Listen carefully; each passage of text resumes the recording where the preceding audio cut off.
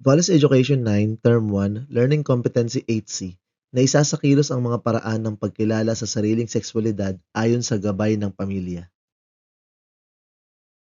Ang pagsasakilos sa gabay ng pamilya. Upang simulan ng ating pagsasakilos, kailangan nating maunawaan na ang lahat ng itinuro sa atin ng ating pamilya ay hindi lamang teorya sa paaralan, kundi gabay sa ating pang-araw-araw na pamumuhay. Ang tunay na pagkilala sa sariling sexualidad ay nasusukat sa ating mga kilos.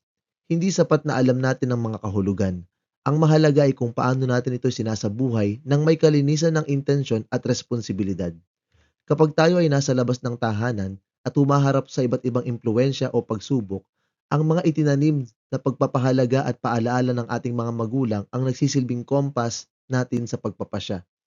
Ang pagsasakilos ay nangangahulugan din ng pagkakaroon ng integridad, ang paggawa ng mabuti at tamang desisyon para sa ating katawan at pagkatao, dala-dala ang paggalang sa ating sarili at sa ating pamilya.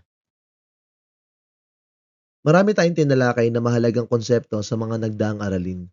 Ngayon ay pumasok naman tayo sa isa pang mahalagang bahagi, ang pagsasabuhay ng tamang pananaw sa sexualidad sa tulong ng pamilya. Ang tunay na pagkilala at paggalang sa ating sexualidad ay hindi lamang nagpapakita sa ating mga nababasa sa libro. Ito ay nasusukat sa ating mga pang-araw-araw na kilos at desisyon. Kapag tayo ay humaharap sa iba't ibang pagsubok, impluensya o desisyon sa labas ng tahanan, ang mga turo at paalaala ng ating pamilya ang ating nagiging matibay na gabay at proteksyon. Upang maging organisado ang ating pagtatalakay, hahatiin natin ang pagsasabuhay na ito sa tatlong konkretong paraan. Una, ang tapat na komunikasyon sa magulang. Pangalawa, ang disiplina sa sarili. At pangatlo, ang pagpapakita ng paggalang sa ating kapwa. Ang unang paraan ng pagsasabuhay ay ang komunikasyon. Kapag may mga tanong o alinlangan tayo ukol sa ating paglaki at relasyon, tapat tayong lumalapit sa ating mga magulang upang humingi ng kanilang payo at gabay. Ang ikalawang paraan ay ang disiplina. Isinasabuhay natin ang aral ng pamilya sa pamamagitan ng pag-iingat sa ating katawan at emosyon at pagkakaroon ng lakas ng loob na tumanggi sa mga maling impluensya ng kapwa kabataan. At ang ikatlong paraan ay ang paggalang o respeto. Ipinapakita natin ang magandang turo ng ating tahanan sa pamamagitan ng pagtrato ng patas at may paggalang sa lahat ng tao, anuman ang kanyang kasarian o pagkakakilanlan. Para sa ating pangkatang gawain, hahatiin natin ang klase sa apat na pangkat. Gagamitin natin ang tatlong paraan na ating tinalakay: komunikasyon, disiplina at paggalang. Sa inyong pangkat, mag-iisip kayo ng totoong halimbawa kung paano ninyo isinasagawa ito. Una, sa loob ng inyong tahanan kasama ang pamilya.